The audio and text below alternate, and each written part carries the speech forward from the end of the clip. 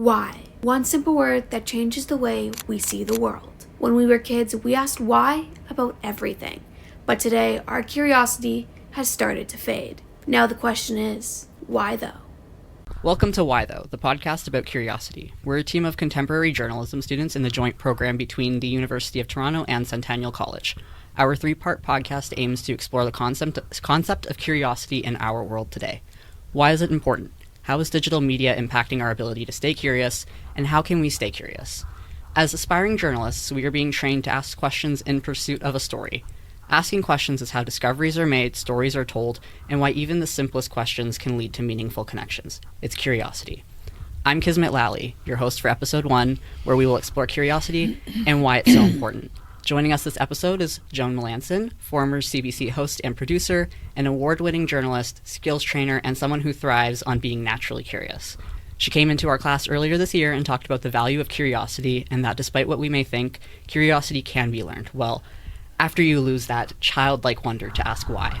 Hi, Joan. Hi, Kismet. How are you? I'm good. How are you? Are you a little bit nervous? I'm a little bit nervous today. Yeah, so am I. Yeah. So we're good. Okay, so we're both nervous together. We'll just have the conversation. Of course. Yeah. Perfect. Okay.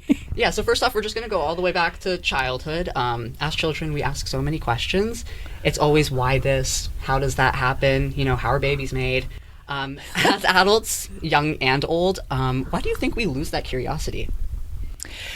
I think there's a bunch of things that happen. I think it gets squished down. When you think about the kind of systems and institutions take over our lives, starting when we're going to school. We're in a classroom with 24, 30 kids, and there's an expectation that you're going to act in a certain way. Not to say that we're not taught to be use our imagination and our creativity in school, but it's that the system kind of squishes you down. It kind of squishes down the natural curiosity. The other thing that I think certainly in these times is social media. I use social media and I'm grateful for it, but when you think about it, who are most of your social media contacts? They're people who kind of agree with you. For sure. Right? It's like an echo chamber in there. And the other thing that's going on, it's a little bit more insidious. The algorithms give you what they think you want to know about based on your activity. And so what does that do? You become a passive consumer. It's a very passive undertaking. And you're not reaching out and finding that space where you can explore and discover. I sound like I'm some kind of a sociologist here or something. No, but for sure, but it's like just, you're put in a bubble almost. You're in a bubble, exactly. You're in a bubble, and it's a reinforcing bubble that doesn't allow you so much to get outside that bubble, For sure. which is where curiosity will take you. 100%. Yeah, I think that bubble is very normalized, especially when we go into school, like you mentioned. Yeah, and so I'm not saying get off social media, except maybe once in a while, get off social media, go for a walk, take a break, but be intentional, like be mindful of what's happening and be intentional about how you deal with that. Many of us end up losing this sense of curiosity as we grow older. I feel like I have definitely. Do you believe that it's possible to actually relearn curiosity? Is that something that we can actually do? Yes. That's a big question that's going around now, right? Is curiosity dead?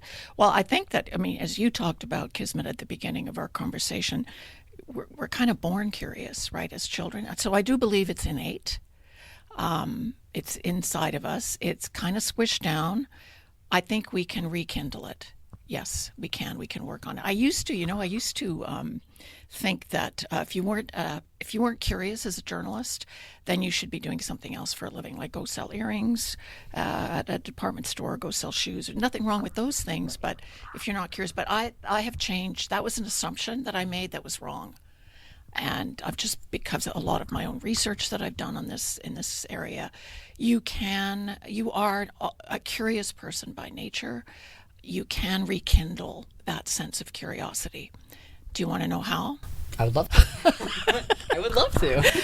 Well, there's a bunch of different ways. We've already talked about find people who don't agree with you on everything, who have a somewhat of a different perspective. whether that's because of their politics or their gender or their culture, different perspectives. will help you stay curious. The other thing that finding out about the other, so to speak, you become more empathetic. That is true, yes. You become more empathetic. If you know a bit more about that other, you become more empathetic toward them, or at least more understanding.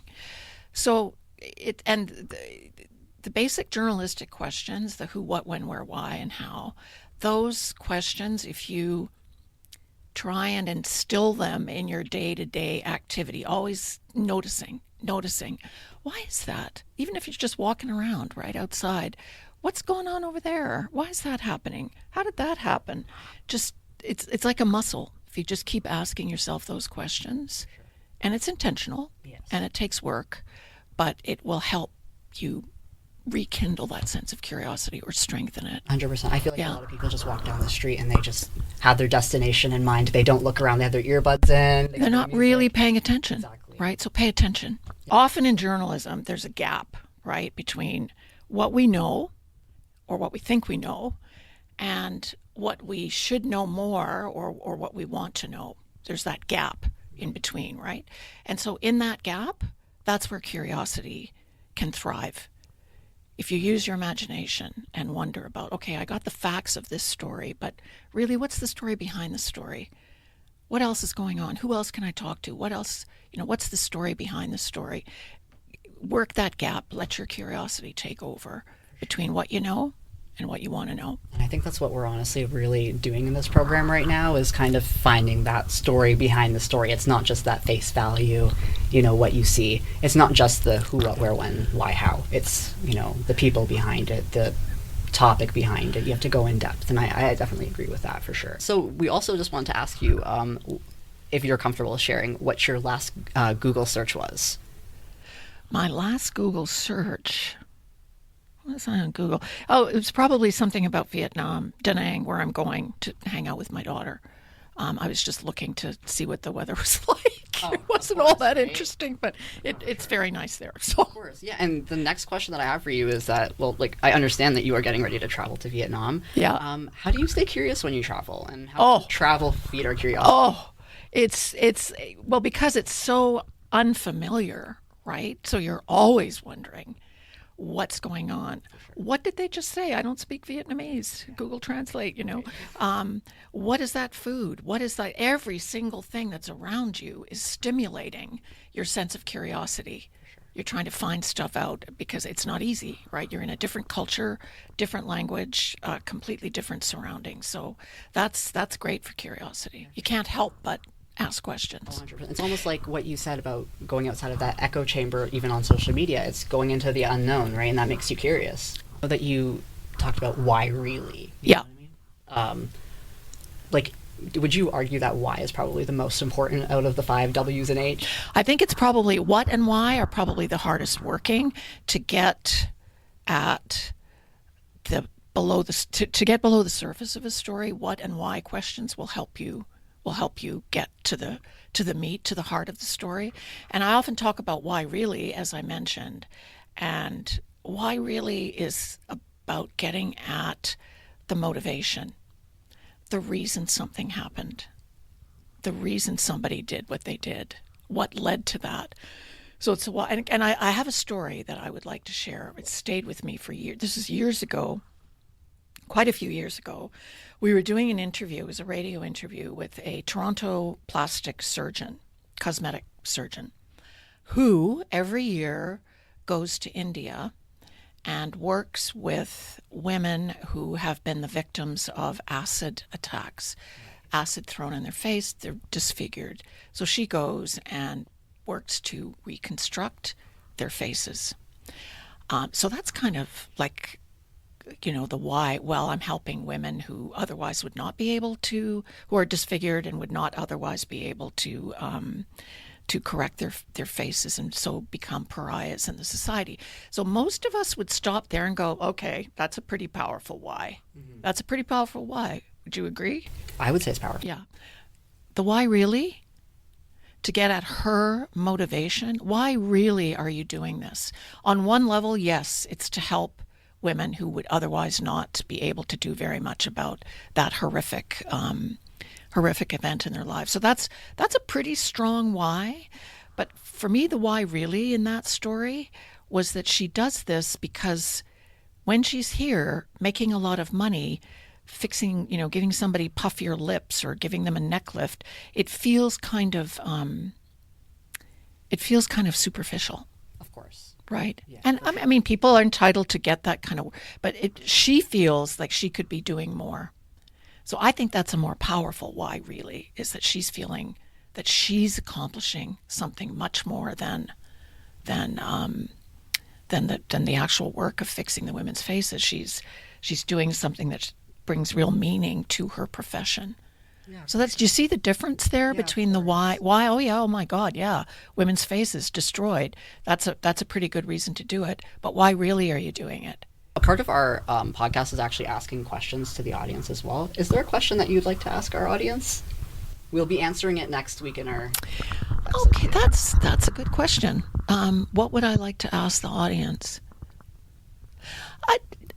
How about and not an opinion, please, because everybody has opinions, but I'd love it if somebody could tell me a story about something that happened to them recently that surprised them and why. Perfect, of course. Yeah, and then we will read that next episode. And then our last question for you is what you do to stay curious on a daily basis. And I guess you did really touch on that, saying hi to or speaking to one stranger every day, questioning things that you see when you're just walking down the street. Would you say that's typically like what you do to practice, or is there some time that maybe you even schedule to just sit down and ask yourself questions or answer the questions that you've asked yourself during the day kind of thing? I love that idea. I should be doing more of that reflection piece. I'm kind of an extrovert, so I'm out there all the time. And I'm working on trying to find ways to do exactly what you've just suggested, is to kind of sit in a quiet space and reflect on some of the things that I've been thinking about all day or talking about or wondering about. Sure. So I think reflection is a big part of curiosity as well, right? Yeah, it is. And that's the part that I need work to do. I've got work to do on that. We all have work that we need to do with curiosity for sure. Well, thank you so much for joining us, Joan, and for sharing why curiosity is such an important skill to have. So I would now like to ask our listeners what you all do to stay curious, if anything. Let us know in the comments, and we will discuss your answers in the next episode. So be sure to stay on the lookout for episode 2 of Why Though, the podcast about curiosity, where we will be discussing why humans are losing the ability to be curious. This is your host for episode 1, Kismet Lally, signing off, and remember to stay curious.